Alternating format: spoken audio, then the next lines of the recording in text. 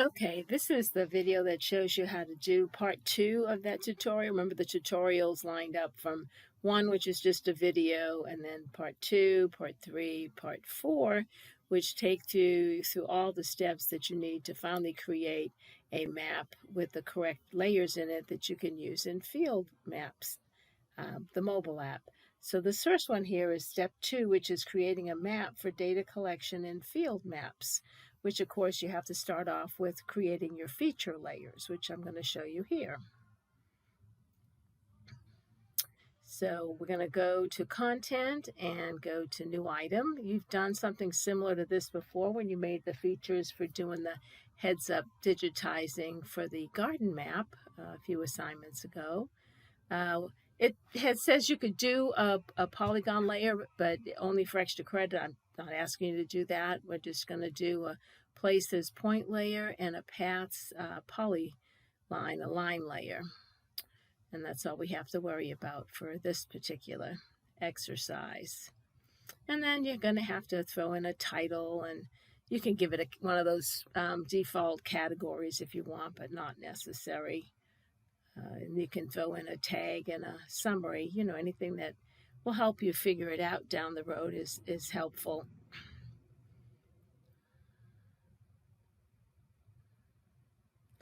I'm not sure there's even a category that would be very appropriate for this or not, so that's why I'm not bothering. And I'm just putting in park as a tag, and then just a quick note about I'm going to use these layers in a field maps.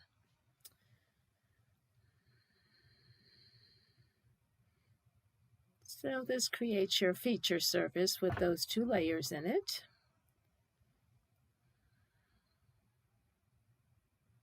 And now we're going to start to add some fields to these 2 layers. You can see the 2 layers there, the point and the lines. So to do that, we go to data and fields. Once again, we did this in a previous assignment for the garden. And we're going to add a field for the asset type. Remember, under field name, you can't use special characters or spaces. That's why we have the display name to help us out. In this case, it's going to be the amenity that's at that particular point, whether it's a park bench or water fountain or whatever.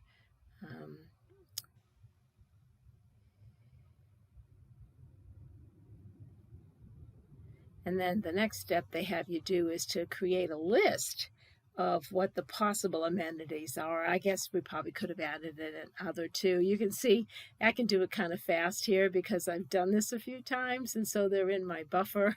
So the minute I type in a letter, it remembers that I've used that letter before. I've done this exercise. I think this is my 3rd time now, just to make sure that everything works okay, because I know how frustrating it is when things don't work the way they're supposed to.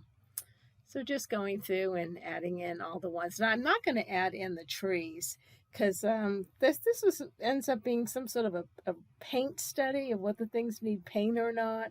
And trees just didn't seem like they belonged. So later on, whenever they talk about trees as being one of the possible features, just ignore that, because we're just going to put in features that make sense to have a paint issue with them.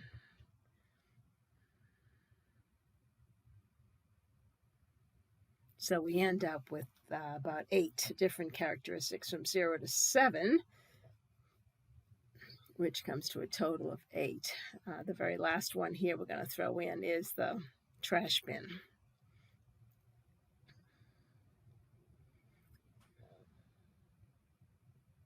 And so once you've got them all in, you can see how much easier this is going to make your data collection. Think back to survey 1, 2, 3 when we had drop downs, kind of the same idea.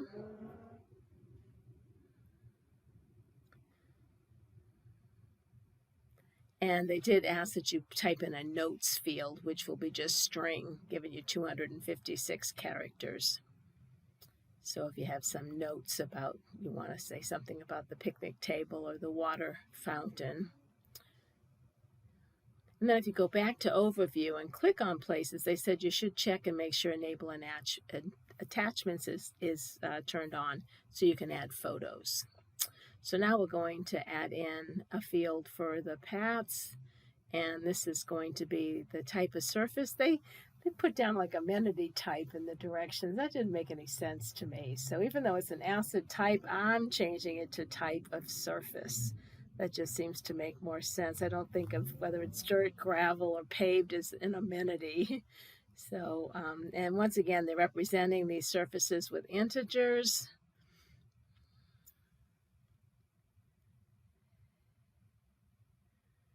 And we're going to create a list of, once again, I can kind of do it quick because I already have these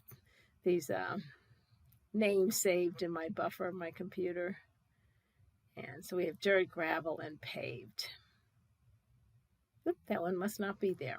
So there we go. 0, 1, and 2. And then we're going to save these list. And we're going to make sure that we can take pictures if we want of the paths too. So now I'm going back and I'm going to open these layers up in Classic Map Viewer, which we still have to use for this to work.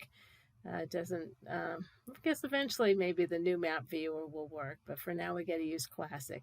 So I do recommend that you name the map with, part of your name, just so we won't get confused, and add in a tag. I'm just putting in park, and then just a quick little summary.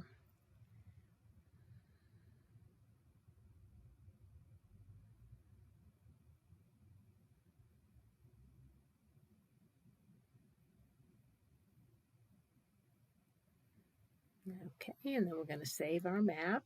Remember, the other thing we did was create the feature layers. Now we are having to make the map. And because these are kind of long, unwieldy names of these layers, they recommend that you just go back and shorten them to just places and paths, which is what I'm doing. Remember, this doesn't change the name of the feature and the contents at all. It just is like a little trick, so they show up as something different in your contents. And then they want you to change the symbology. This kind of drove me crazy trying to find the right symbols, especially since I ran through this exercise, a couple different times trying to find these geography symbols, or just in the government. It's like, oh my goodness gracious. But if you look hard enough, you can usually find some symbol. I'm just going to do one to show you now. I'm just doing the park bench, and they're asking you to do it in 30 point. And I'm just going to leave the others the way they are now. I'll go back and change them at the very end. I'll show you a picture of them all done. But they do say that you, we got to do the paths now. And just whatever default colors come up for them are fine. They said you didn't have to be fussy changing the symbology for that. And then finally, you wanted to go ahead and create the feature template, which you do under Edit, Manage. And so now it kind of sets these, and then save your changes.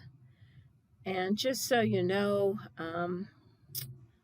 I did, and then, yeah, of course you want to save your map and share your map. You have lots of different places you can share your maps. You can share it now, or you can share it later to the group. Either way is fine. And you can see I did go back and I came up with symbols that I thought were more decent than what I showed you in the assignment.